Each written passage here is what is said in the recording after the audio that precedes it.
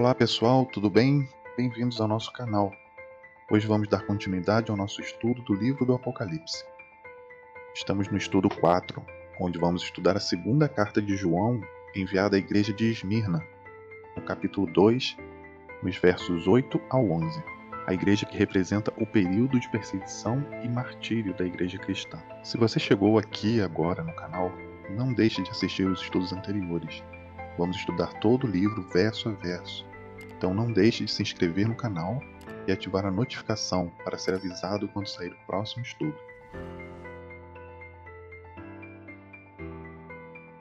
Leia então comigo Apocalipse 2, de 8 a 11. Ao anjo da igreja em Esmirna escreve: Essas coisas diz o primeiro e o último, que esteve morto e tornou a viver. Conheço a sua tribulação, a tua pobreza, mas tu és rico, e a blasfêmia dos que a si mesmos se declaram judeus, não são, sendo antes sinagoga de Satanás. Não temas as coisas que tens de sofrer. Eis que o diabo está para lançar em prisão alguns dentre vós, para ser dispostos à prova. Tereis tribulação de 10 dias. Sê fiel até a morte, e dar-te-ei a coroa da vida. Quem tem ouvidos, ouça o que o Espírito diz às igrejas. O vencedor de nenhum modo sofrerá dano da segunda morte. O que há de interessante na igreja de Esmirna e que vale a pena a gente observar com atenção. Primeiro vamos ao contexto, por que Esmirna e o que tem de peculiar nesse local para ser escolhido como metáfora desse período, desse momento em específico que é o momento do segundo e terceiro séculos. A primeira coisa interessante é que Esmirna também é uma cidade pujante, embora não tão forte no sentido como a igreja da região de Éfeso, no sentido comercial, ou outras situações, mas é uma cidade com uma proeminência por um outro aspecto. É considerada uma das cidades mais belas, se não a mais bela dessa região. Localizava-se ao norte de Éfeso, numa bela enseada do mar Egeu, conhecida como a Flor da Ásia. E é interessante porque a cidade de Esmirna existe até os dias de hoje, e é fácil entender porque ela era uma cidade considerada uma cidade muito bonita. Basta olhar a cidade de Izmir de hoje, a terceira maior cidade da Turquia, que é a Esmirna do tempo bíblico. Dentro das características dessa cidade, além da beleza, ela possui também um mercado público bastante forte na questão comercial e, em certo sentido, em alguns momentos da história, ela ultrapassa o mercado de Éfeso. Ela é conhecida também, além de ser a cidade mais bela, como uma cidade que produz perfumes e ungüentos. E isso é uma característica que vai ser interessante quando a gente pensa na representação do período histórico de Esmirna, naquilo que ocorre com a igreja cristã dessa época. A igreja do segundo e terceiro século abarca o período das grandes perseguições que ocorreram contra os cristãos levados às arenas romanas, principalmente o Coliseu, para serem literalmente despedaçados por leões, mortos em cruzes, decapitados, queimados vivos, entre outras formas sórdidas de martírio. Nesse contexto de morte desses crentes, enquanto mártires, só um fato interessante, que é a conexão do perfume, que acende a Deus, ou do unguento, que resolve as feridas no sentido daquilo que as perseguições provocavam na abordagem de Esmirna. E isso fica muito bem retratado na introdução do texto, quando a gente olha a abordagem de referência do capítulo 2 sobre Esmirna. O anjo que escreve a igreja de Esmirna apresenta Cristo da maneira como aquele que é o primeiro e o último, foi morto e reviveu. Por que é interessante observar a apresentação de Jesus assim? Ele tem a primeira e a última palavra a respeito das dificuldades produzidas pela morte dentro das perseguições impostas aos cristãos. Portanto, ao mesmo tempo que a igreja de Esmirna serve de referência na descrição do período, a abordagem de Cristo dessa forma fornece uma esperança para os cristãos do período, de que mesmo que eles paguem com a vida em função de sua defesa do Evangelho, Cristo terá a última palavra, e essa última palavra é a ressurreição. Outra coisa importante de lembrar, o que está abordado para a igreja de Esmirna, é o fato de que há uma apresentação das obras de Esmirna. São conhecidas a tribulação, a dificuldade e pobreza, e todo o impacto que essas perseguições produziram sobre eles, inclusive a maledicência e blasfêmia daqueles que se dizem judeus e não são. Ou seja, falta de integridade de alguns que viviam no período e que implicava em maledicência aos cristãos genuínos, era parte do sofrimento. Nesse período já vemos alguns problemas doutrinários sendo introduzidos na igreja por cristãos gnósticos. Mas veja que Cristo diz que apesar disso eles eram ricos, ou seja, eles eram fiéis tanto nas questões doutrinárias quanto na fidelidade diante das perseguições. É de novo interessante pensar nisso, por exemplo, à luz da abordagem de Cristo, quando ele escreve na introdução de seu ministério nas Bem-aventuranças a referência de que aqueles que seguissem a justiça seriam de alguma forma assolados por perseguições. E não só isso, seriam de alguma forma atacados com injúrias e maledicências por aqueles que o cercavam, inclusive seus próprios irmãos. Na carona disso, a igreja de Esmirna também é apresentada como uma outra referência de que eles não devem temer as coisas que virão a acontecer sobre eles, ou que eles vão padecer. E por que essa referência é importante para quem está vivendo perseguições? Para a gente entender que as perseguições, apesar de ocorrerem, não são motivos para desistir. Porque o processo da vida no mundo mal, na defesa daquilo que é a verdade, implicará em um ou outro momento de sofrimento, inclusive sofrimento no tempo do fim.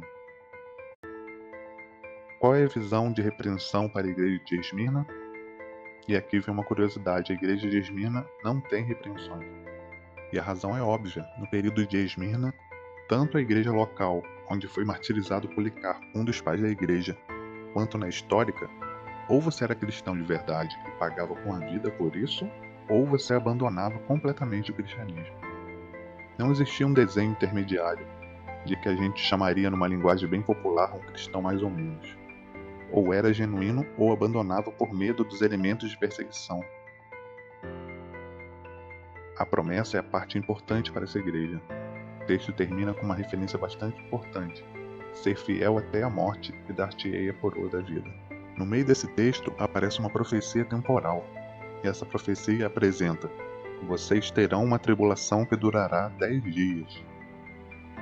Lá no verso 10, quando a gente encontra essa profecia e vai para a história geral, a gente vai perceber que no fim do bloco da igreja de Esmirna vai acontecer uma perseguição de grande intensidade, movida por um decreto imperial que dura 10 anos. Essa perseguição que dura 10 anos culmina num processo de pacificação e de retroação do modelo de perseguição, que é um edito promovido por um imperador de nome Constantino. E esse edito, chamado de Edito de Milão, põe fim a essa história de perseguição.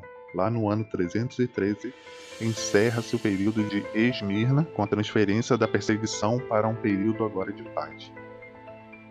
A conclusão final da igreja de Esmirna é uma última referência importante àquele que vencer, ou seja, aquele que suportar esse período e chegar ao final dele e vencer, seja o período no sentido completo do tempo histórico, seja o período no sentido individual, aquele que sobreviver à interferência do paganismo e às perseguições sobre a fé e se manter fiel, o que está prometido para ele, não haverá sobre ele o dano da segunda morte.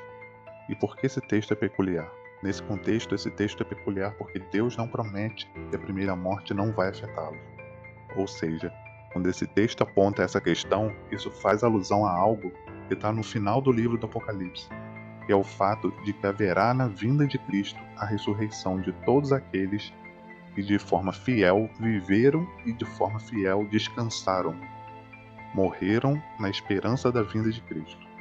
Quando ressuscitarem, ressuscitam para a vida eterna. Porém, depois de 1000 anos de paz, descritos lá no final também do livro de Apocalipse, haverá uma outra ressurreição, chamada de segunda ressurreição. E sobre essa segunda ressurreição, que está vinculada aos ímpios, recai uma referência importante, e é uma ressurreição para o recebimento de uma sentença definitiva sobre o pecado, que é a morte eterna. Por isso, a promessa feita a Esmirna é sobre vocês que dormiram na esperança da vinda de Cristo e pagaram com a vida pela fidelidade ao Evangelho. Sobre vocês não terá efeito essa segunda morte, ou seja, a morte produzida após a segunda ressurreição, após a sentença de Deus sobre o pecado e, consequentemente, a morte eterna, ou seja, só terá efeito sobre vocês a morte circunstancial, que é a primeira morte, a morte para a qual está prometida a ressurreição para a vida eterna. E essa é uma promessa ímpar para quem está vivendo esse período agudo de perseguições. Você está passando por perseguição hoje? Talvez não na força e intensidade dos cristãos do segundo e terceiro século, mas qualquer tipo de prova sempre pode nos levar ao desânimo e até mesmo a desistir da caminhada. Mas Jesus nos garantiu que vale a pena ser fiel até a morte.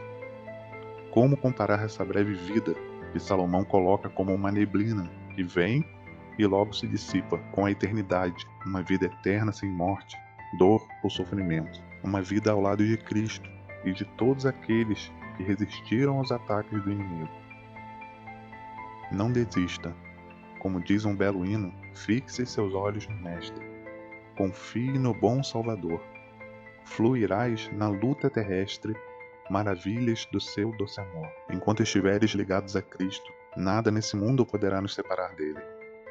E já poderemos sentir vislumbres da eternidade e uma paz que só Cristo pode nos dar. Que Deus te abençoe e te guarde. Se gostou desse conteúdo, não deixe de deixar o seu gostei, compartilhar com seus amigos. Isso é muito importante para o crescimento do nosso canal e para que essa mensagem atinja o máximo de pessoas. E se ainda não é inscrito, se inscreva, ative as notificações para ser avisado ao sair nosso próximo estudo. Obrigado por nos assistir até aqui. Fique com Deus e até o nosso próximo vídeo, quando estudaremos mais uma carta enviada agora à igreja de Pérgamo. Um forte abraço e até lá!